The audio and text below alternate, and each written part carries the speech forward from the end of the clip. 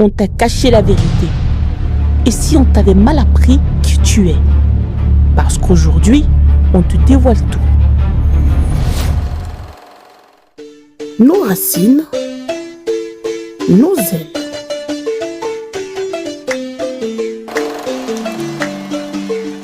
Ici, on parle culture, histoire, identité et héritage sans filtre et avec fierté.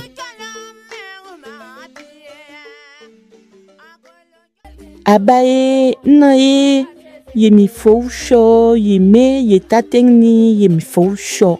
Bonjour à tous. Pour cette première capsule, partons à la découverte d'un peuple ancien d'Afrique de l'Ouest, les Sénars, aussi appelés Sénombéli. Contrairement à ce qu'on nous a appris, leur véritable nom n'est pas Sénoufo. Ils se désignent eux-mêmes comme des Sénawa, qui signifie ceux qui parlent le Sénar, ou des Sénombélé, qui signifie ceux qui cultivent les champs. Alors, d'où vient le mot Sénoufo? C'est en réalité un nom générique attribué de l'extérieur pour désigner les Sénombéli. Je t'explique. Autour du terme Sénoufo, plusieurs interprétations existent.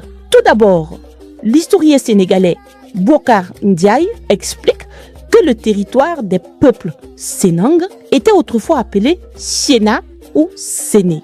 Ensuite, de son côté, l'explorateur Louis-Gustave Berger affirme que Sénoufo signifie ceux qui disent Séné, autrement dit, ceux qui parlent la langue siénée. C'est ainsi que, jusqu'à aujourd'hui encore, cette réalité se vérifie au Mali et au Burkina Faso, où certaines populations se nomment Chéna ou Chempilé, et en Côte d'Ivoire, Sénombélé. Alors, comment sommes-nous passés de Chéna ou Sénombélé à Sénoufo? Plusieurs historiens apportent des réponses. Premièrement, l'historien ivoirien Tiona Ferdinand Ouattara explique que les groupes Sénang se définissent avant tout comme ceux qui parlent le Sénar et qui cultivent la terre. Selon lui, le terme Sénombélé aurait été transformé en Sénoufo par les locuteurs mandingues avant d'être fixé par l'administration coloniale française à la fin du 19e siècle. Par la suite, le docteur Bakary Traoré, chercheur burkinabé, confirme cette idée. Pour lui, le nom Sénoufo viendrait de la corruption du terme malinké Sénéfo par les administrateurs français qui serait la désignation utilisée pour parler des populations agricoles. D'après ces analyses, Sénéfo signifierait ceux qui disent la culture ou ceux qui cultivent en musique. Ce terme dériverait de la racine séné qui en malinké signifie tout simplement culture. Comme on peut facilement le comprendre, deux éléments essentiels ressortent ici, la culture et la musique. Deux traits profondément ancrés dans l'identité des Sénombélé.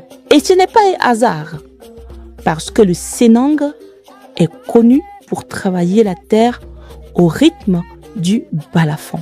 Enfin, pour le sociologue et ancien administrateur colonial Roland Collin, une autre lecture se dessine. Selon lui, la langue des Sénang est appelée par ses locuteurs Sénar et le terme Sénafo, dont la déformation aurait donné Sénoufo, signifierait en malinké ceux qui parlent le Sénar. Récapitulons, les Sénombélé n'ont jamais attendu l'extérieur pour se nommer. Ils se sont toujours appelés eux-mêmes comme Sénar, c'est-à-dire ceux qui parlent leur langue Sénar, et Sénombélé, ceux qui travaillent la terre. Et même aujourd'hui encore, ils se reconnaissent et s'appellent de la même façon. Les Sénombélé, Sénar ou Chempilé, de la Côte d'Ivoire au Ghana, en passant par le Mali et le Burkina Faso, se reconnaissent tous instinctivement malgré ces différences dans l'appellation. Et ça, ce n'est que le début. Dans la prochaine vidéo, on rentrera au cœur de leur organisation. Parce que connaître ses racines, c'est savoir qui l'on est. Pour ne rien rater des prochaines vidéos, likez, partagez, mais surtout, abonnez-vous massivement. À bientôt!